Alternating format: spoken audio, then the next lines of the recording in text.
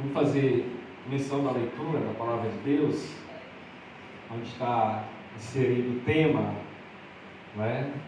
O livro de Josué, capítulo 24, versículo 15. Capítulo 24, versículo 15. Serei breve, não vou enfadar os irmãos, mesmo porque também não sou pregador. Eu sei falar do amor de Deus, e é disso que vamos falar nesta noite. Amém? Podemos ler?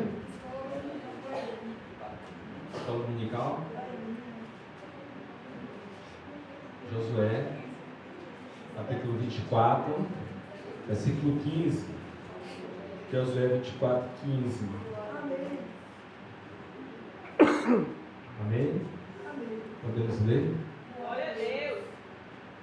Se, porém, vos parecer mal servir ao Senhor, escolhei hoje a quem servais, se aos deuses a quem serviam vossos pais, que estava além do Eufrates, ou aos deuses dos amorreus, em cuja terra habitais. E eu e a minha casa serviremos ao Senhor. E eu e a minha casa serviremos ao Senhor. Amém? Pode sentar. Glória a Deus, aleluia. Serei breve nesta noite, mas eu tenho uma palavra do Senhor para a tua vida. Glória a Deus, eu creio. Nesta noite, o Senhor vai falar contigo, né? Através desta palavra. Será breve, mas o Senhor vai falar contigo. Josué, aqui depois de conquistar várias batalhas, Josué, depois de ter conquistado a sua primeira cidade após o Jordão, né? A cidade de Jericó, ele depois destrói mais outras cidades, né? Conquista várias cidades, destrói vários reinos. Depois de tudo isso, ele convoca o povo, e quando ele convoca o povo, ele convoca para dar um aviso. Ele chama o povo e diz: olha, se porém vos parecer mal a vocês servir ao Senhor, escolhe hoje a quem sirvais. Preste atenção. Se aos deuses a quem serviram vossos pais, quando ele fala disso, ele está falando do passado, daquele povo que serviu a outros deuses. Ele está falando até antes do povo que serviu lá no Egito. Ele está falando do início do povo, dos pais de Abraão, que eram verdadeiros idólatras, que servia a outros deuses.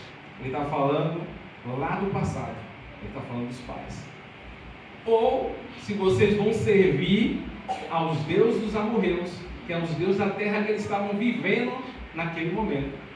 Caso você não saiba, o povo de Israel, ele sempre teve uma caída a servir outros deuses.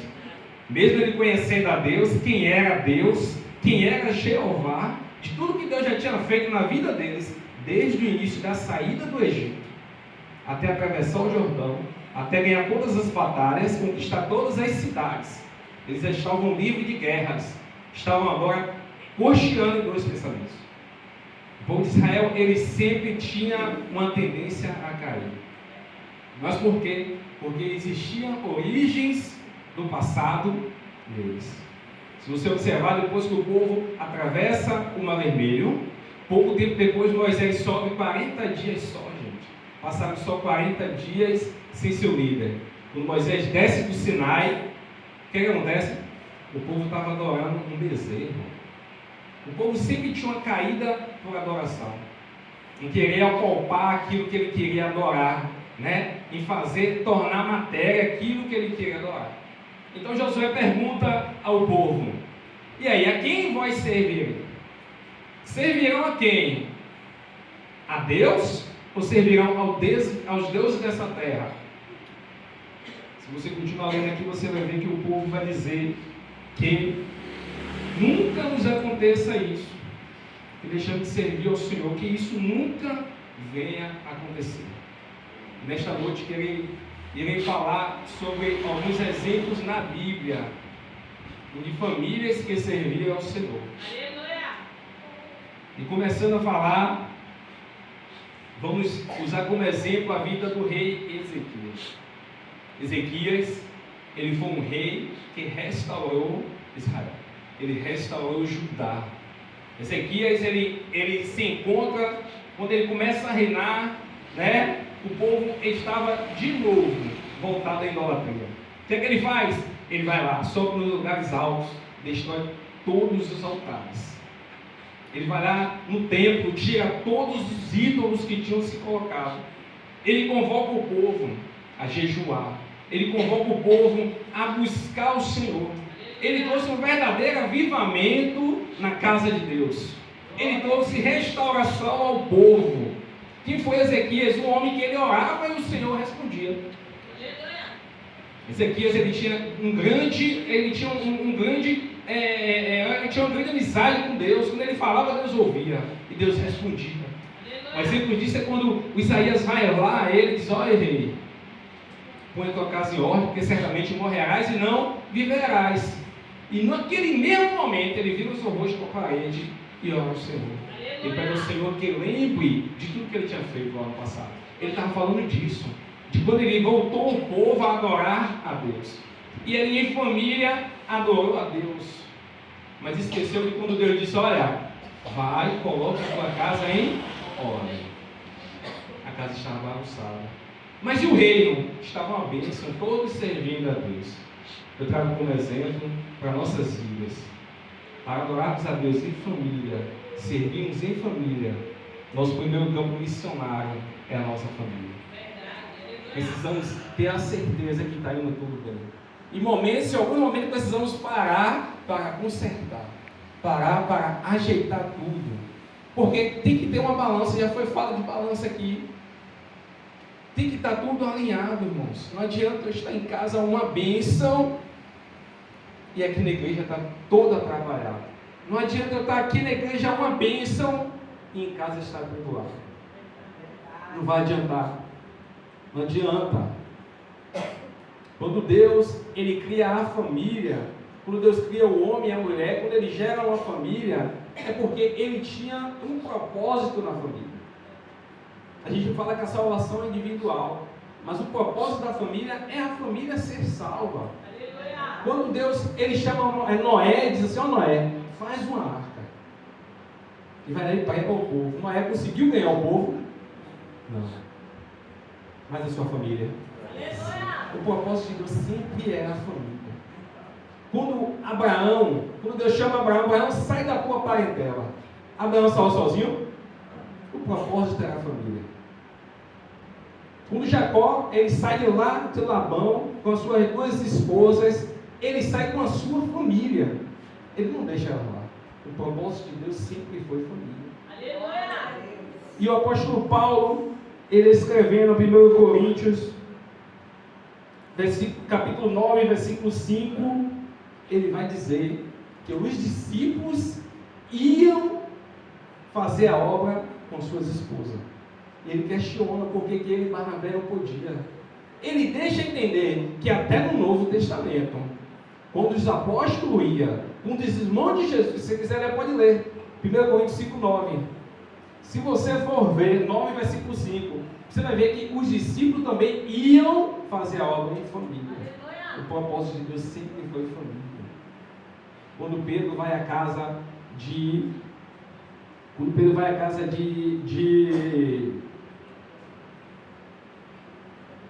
Cornélio, ele vai e fala com Cornélio: ajunta a tua família, porque a salvação vem para a família. Quando Zaqueu, ele desce daquela figueira, daquela árvore brava, quando ele vai para casa, o Senhor diz assim: olha, vai para a tua casa, que hoje eu quero pousar naquele lugar. Fez salvação para Zaqueu, para a família. Deus trouxe salvação para a vizinhança. Então, não é só no Velho Testamento, no Novo Testamento. E eu quero trazer isso para nossas vidas. Um exemplo também é quando Jesus, ele chega naquele lugar, naquela cidade de Decápolis, ali toda aquela região ali, vem um homem endemoniado. Quem lembra da história? Quando aquele endemoniado vem até Jesus, que Jesus vai lá e expulsa toda aquela legião de demônio. E aquele endemoniado, ele pega Jesus para seguir. O que é que Jesus diz a ele? Quem lembra? Ele disse assim, ó, não, vai lá e anuncia a tua família, vai para os teus, anuncia aquilo que foi feito a ti. Quão misericórdia o Senhor teve de ti. O projeto de Deus nunca é para uma pessoa só, é sempre para a família. E precisamos entender isso. Aquele homem, ele voltou, e a Bíblia diz que ele pregou em toda a Decápolis. Era 10 cidades, Decápolis, 10 cidades. Através da vida dele, a família dele foi salva. E ele pregou. E a Bíblia vai dizer que grandes maravilhas e muito acontecimento aconteceu naquele lugar. Muitas coisas foram mudadas naquele lugar, através da vida daquele homem. O que é que Deus pode fazer através das nossas vidas, irmãos? Através da nossa família. O propósito de adorar a Deus em família é salvar outras famílias. Amém? O propósito de Deus em salvar famílias é justamente para ganhar outras famílias. A Bíblia vai dizer que Filipe, ele tinha 2 filhas virgens e as 2 profetizavam. Você vai ver que os maiores apóstolos, você vai ver que quem foi usado na Bíblia para servir de exemplo por nós, para nós, não fomos sozinhos, sempre em família. Se trouxermos por nosso tempo, ficaria difícil se tivéssemos um pastor sem família. Como ele ia aconselhar uma senhora, uma mãe? Como ele ia aconselhar uma criança, né? Sem a sua esposa ou sogra? Então Deus, ele não faz nada sozinho. Ele não tem um plano para você, ele tem um plano para a sua família. Amém? E a importância da família no ministério é justamente essa.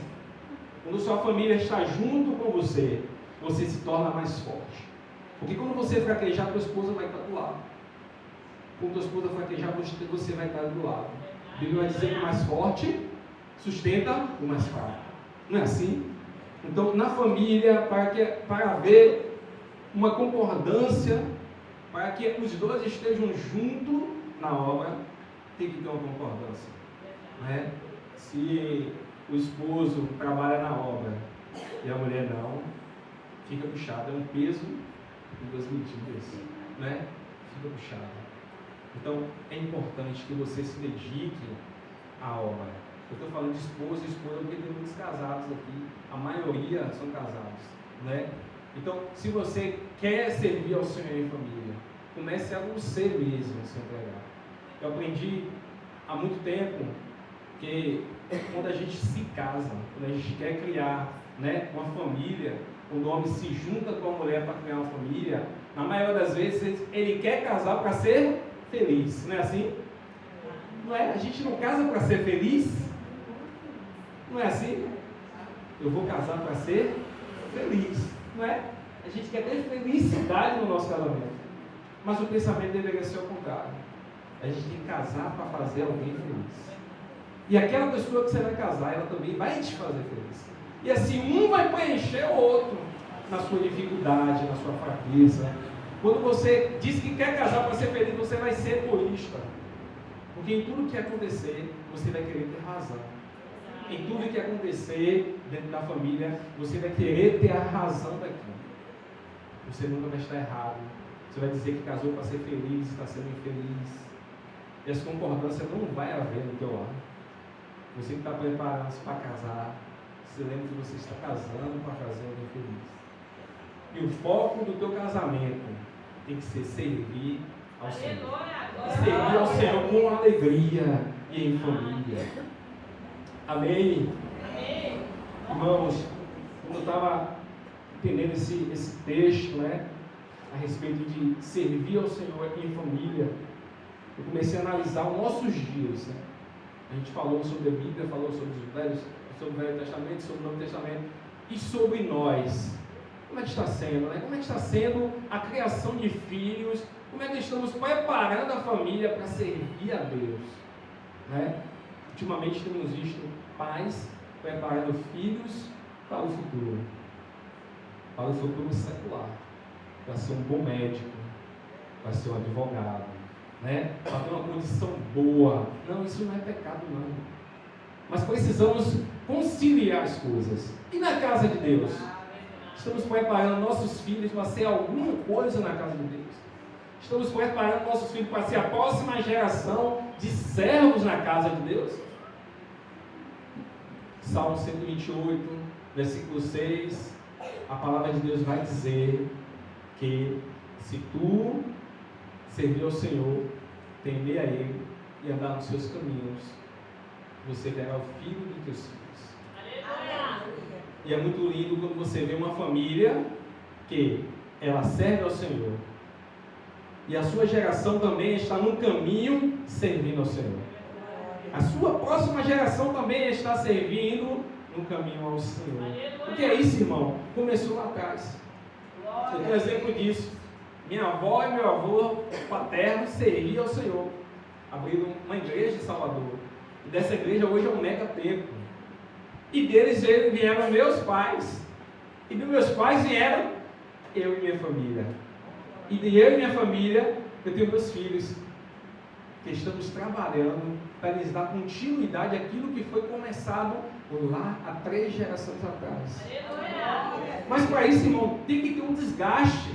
Sim, você precisa perder aquele tempo para você ganhar lá na frente.